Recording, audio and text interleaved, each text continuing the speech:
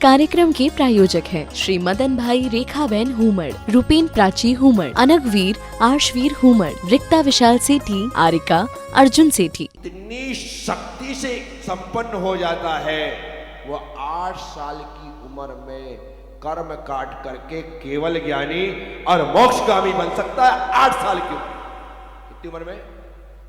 अरे 8 साल का बच्चा अपने धर्म के हिसाब से बालिग है।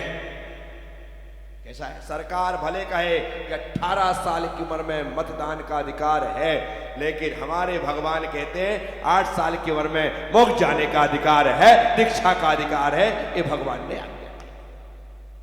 मताधिकार भले 18 साल हो, लेकिन मोक्षाधिकार तो 8 साल है। 8 साल में सम्यक दर्शन का अधिकार आ गया, 8 साल में मोक्ष का अधिकार। और 8 साल भी हमारे आचार्यों ने ऐसा नहीं कहा कि 8 साल जन्म के पूरे हो। 7 साल 3 महीने 9 महीने गर्भ के, 9 महीने गर्भ के, ऐसे पूरे 8 साल हुए, वो भी गिने जा रहे हैं। जो 9 महीने गर्भ में रहा है वो 9 महीने वो और 7 साल 3 महीने वो, तो ऐसे कुल मिला करके तो 7 साल 3 महीने का बच्चा भगवान के अभिषेक का अधिकारी हो जाता है। 7 साल 3 महीने का बच्चा गुरुओं को आहार दान देने का भी अधिकारी हो जाता है। गर्भ के 9 माह भी। अब जैसे ही मैना सुंदरी की सुर सुंदरी की उम्र हुई शिक्षा की, पिता भोपाल ने सोचा अब इन बच्चों की उम्र हो चुकी है, इन्हें शिक्षा दिलवानी चाहिए। माँ बाप कितना भी पढ़ाएं, कितना भी सिखाएं, वो शिक्षा पास नहीं करती। गुरु पढ़ाता है, शिक्षक पढ़ाता है, वही शिक्षा पार करती है। क्या तुम किताब खोल करके कितना भी पढ़ लो, कितनी भी साधना कर लो, घंटों घंटों ऐसे बैठ जाओ, शिक्षक पढ़ाता है तो बच्चा पास होता है और गुरु चलाता है तो बच्चा पार होता है।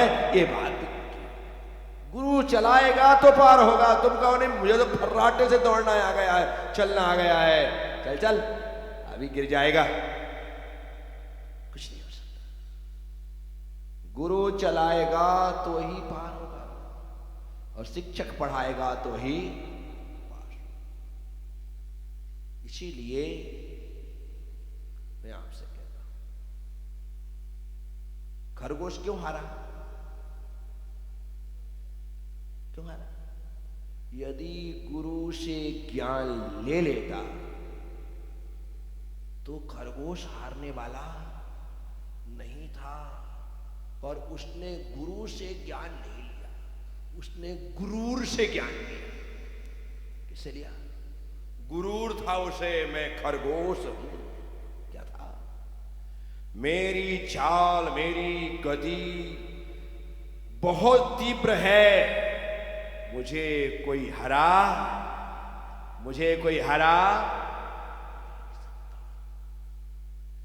जिसकी दिमाग में गुरूर बैठ गया वो खरगोश की रफ्तार से भागने वाला खरगोश हो या हिरण हो तो भी हार जाएगा, और जिसके दिल में गुरु बैठ गया वो कछुए की चाल से चलने वाला हो तो भी जीत जाएगा। इसलिए दिल में गुरु को बिठाना है, दिमाग में गुरूर को। मैं आपसे कहता हूं, गुरु में राही तो लगा है, क्या लगा है? गुरूर। एक राह लगा, गुरूर लगने के साथ ही गुरु शब्द अहंकार का पर्यायवाचक हो गया, और अहंकार का मतलब अंधकार होता है और गुरु का मतलब प्रकाश होता है। गु और रू जो अंधकार से प्रकाश की ओर ले जाने वाला होता है वो गुरु होता है, वो गुरु होता है। गुरु के भी 2 शब्द गु और रू। जो गु मतलब गुण, रू मतलब रूप। जो गुण और रूप में भगवान जैसा होता है वही गुरु होता है। इसीलिए गुरु की जरूरत होती है, अन्यथा हर व्यक्ति गुरु बन जाए नहीं हो सकता। क्लास में कितने भी इंटेलिजेंट बच्चे क्यों ना हो, लेकिन वह इंटेलिजेंट बच्चा विद्यार्थी कहलाएगा, शिक्षक बोलो बोलो नहीं कहलाएगा। क्या कहलाएगा? विद्यार्थी। और जो शिक्षक है उसे बराबर उच्चारण करना भी ना आता हो, उसका प्रोनंसिएशन बराबर ना हो, उसकी हेड राइटिंग स्पष्ट ना हो, उसका बोलना भी स्खलन के साथ होता हो, फिर भी वो बोलो शिक्षक है। बस जिस दिन ये बात समझ में आ जाएगी कि स्टूडेंट के इंटेलिजेंट होने के बाद भी वो स्टूडेंट ही है, और गुरु के शिक्षक के ज्यादा ज्ञानी न होने के बाद भी गुरु वही है, बस यह बात समझ लेनी है। मैं आपसे कहता हूं कि पंडित ये विद्वान कितने भी आकर के धुआंधार प्रवचन क्यों ना दे, जिस विषय पर समय सार पर बुलवाओ उस पर बोले। व्यवहारो भूदत्तो आदि 13वीं गाथा पर बोलते, शुद्ध परिचितान भूदा 5 चौथी गाथा पर बोलते, रत्तो बंदधिकम मिश्र गाथा पर बोलते, जिस पर बुलवाना उस पर बोलते, हमिको खल शुद्ध इस गाथा पर बोलते। बोल नहीं,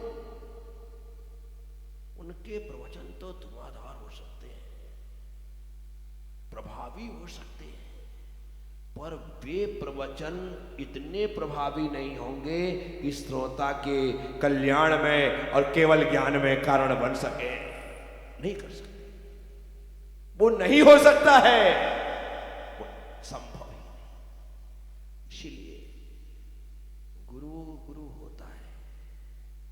जब गुरुजन बोलते हैं ना, बड़े आचार्य बोलते थे, शांति सागर जी महाराज बोलते थे, वीर सागर जी महाराज बोलते थे, शिव सागर जी महाराज बोलते थे, धर्म सागर जी महाराज बोलते थे, आदि सागर जी महाराज बोलते थे, महावीर कीर्ति जी महाराज बोलते थे, विमल सागर जी महाराज बोलते थे, सरमती सागर जी महाराज बोलते थे।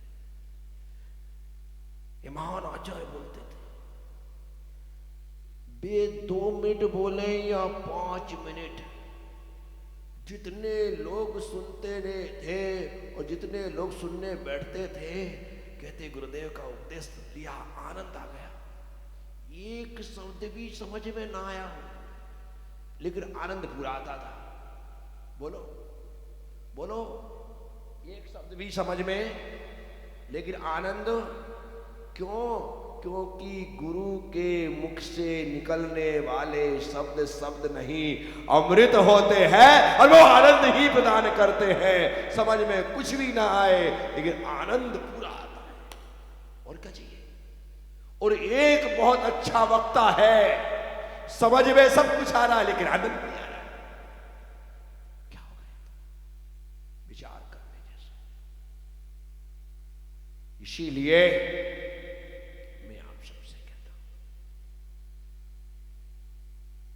अपने बच्चों की बढ़ती हुई उम्र देख करके महाराज भूपाल ने सोचा कि अब इन दोनों बच्चियों को शिक्षा के लिए गुरुओं के पास भेज देना चाहिए। और अपनी इच्छानुसार बच्चों को उन्होंने पढ़ाने के लिए गुरुकुल में भेजना निश्चित किया। क्या किया? निश्चित किया। सुर सुंदरी तो एक ब्राह्मण के पास पढ़ने के लिए भेज दी गई और उसने वहां पर शिक्षा प्राप्त की, अच्छी शिक्षा प्राप्त की, बहुत अच्छी शिक्षा प्राप्त की, पढ़ लिख करके योग्य और सुयोग्य। मैना सुंदरी को एक आरिका संघ में शिक्षा के लिए भेजा गया और आरिका माता जी उसे पढ़ाने, उसने भी पढ़ा, बहुत अच्छा पढ़ा, बहुत अच्छा सीखा, सबसे अच्छा सीखा, शिक्षा प्राप्त,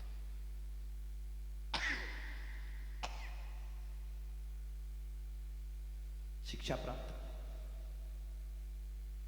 दोनों के दोनों बच्चियों ने अपने अपने गुरुओं से शिक्षा प्राप्त की। आखिर महाराज भोपाल ने ऐसा क्यों किया? भेजना था तो दोनों को एक ही स्थान पर भेज देते, ब्राह्मण के पास ही भेज देते, कम से कम एक से सीख के आते हैं। आरिका माता जी के पास भेजते, कम से कम दोनों एक से सीख करके आते, लेकिन दोनों को अलग अलग। महाराज भोपाल ने पूछा था, बेटा पढ़ाई की उम्र है, किससे पढ़ना चाहती? मैना सुंदरी कहा माता जी से। उसने कहा और तो मैं तो पंडित जी से पढ़ूंगी। दोनों की इच्छा थी कि मैं इनसे पढ़ूं, मैं इनसे पढ़ूं। तो महाराज को लगा कि ठीक है, पढ़ना तो है ही, वहां भी वो आवाज सादा सिखाएंगे, यहां भी ये आवाज सादा सिखाएंगे, वहां पर अ ई उ ए ओ यही सिखाने वाले हैं, ये भी वही सिखाने वाले हैं, अक्षर ज्ञान देंगे, फर्क क्या पड़ने वाला है? बच्चों का मन भी हो जाएगा और शिक्षा भी हो जाएगी। परंतु तुम्हारा बच्चा कहाँ पढ़ रहा है, किससे पढ़ रहा है?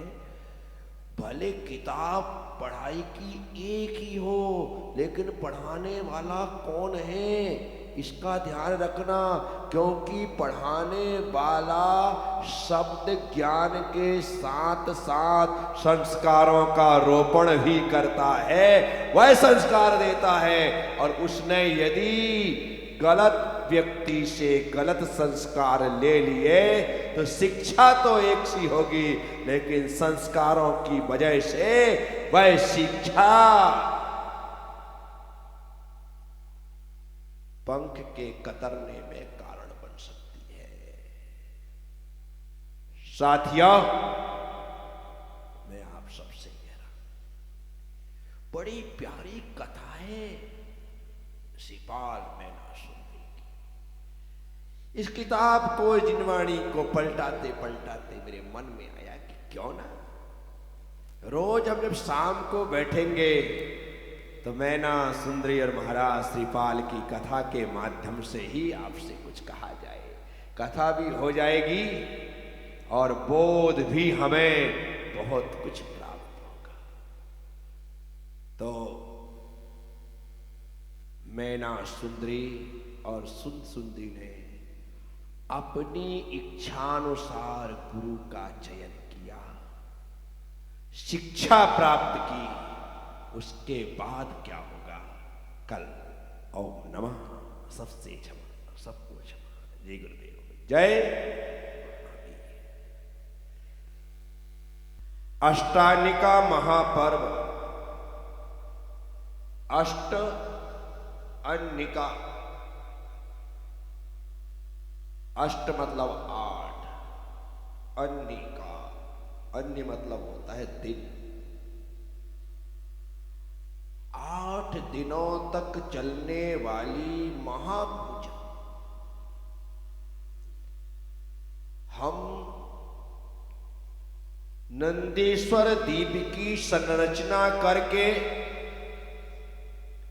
सिर्फ प्रातःकालीन सत्र में पूजा कर रहे हैं। लेकिन जिस समय हम नंदीश्वर दीप की पूजा की बात कर रहे हैं, इस समय नंदीश्वर दीप में वे स्वर्ग के 100 धर्म आदि इंद्र, भवनवासी वानवेंतर ज्योतिषी जाति के समस्त इंद्र और देवगण वहां अहरनिश पूजा के लिए उपस्थित होकर के पूजा में मग्न है, पूजा में लीन है।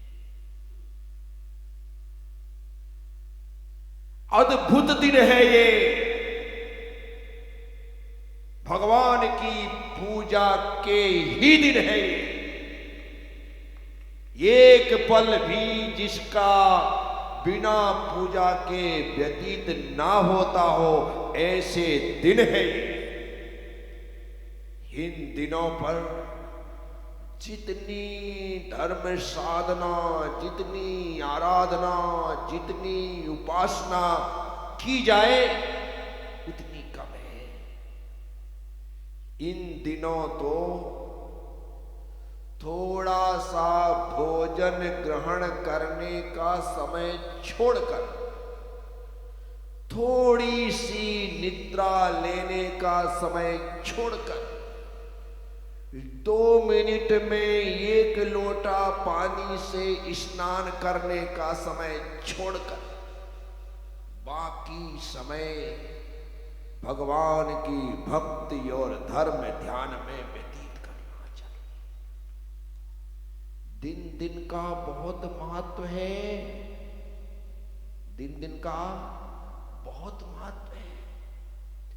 दिवाली आती है, अपने आप दिया लगाने का मन होता है। बोलो आज क्यों नहीं लगाए दिए आपने? क्योंकि दिवाली नहीं है। होली आती है, अपने आप रंग गुलाल लगाने का मन हो जाता है। आज क्यों नहीं लगा रहे आप? इस कार्यक्रम के प्रायोजक हैं श्री मदन भाई रेखाबेन हुमड़, रूपेन प्राची हुमड़, अनगवीर आर्शवीर हुमड़, रिक्ता विशाल सेठी, आरिका अर्जुन सेठी।